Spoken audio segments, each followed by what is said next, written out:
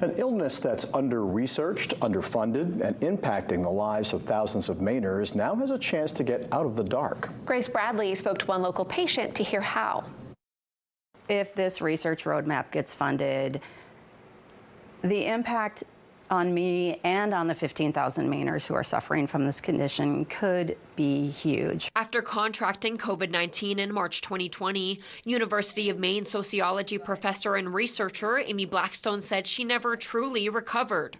I went back to work, but noticed that I couldn't make it through meetings without getting either totally exhausted, losing focus quite quickly, or getting massive headaches.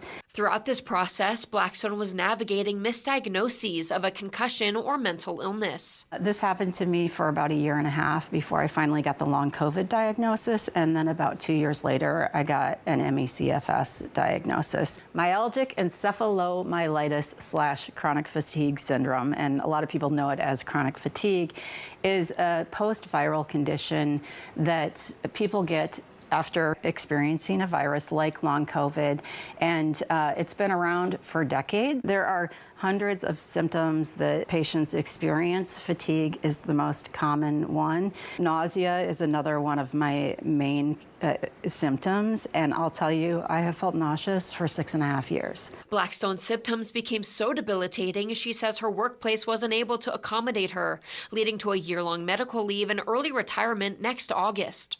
Now, as Congress decides whether to provide $50 million to fund the National Institutes of Health roadmap for identifying, diagnosing, and treating ME/CFS, she says there is hope. Providers will receive education about these conditions, and not only will they be aware of them, they will understand how to treat them.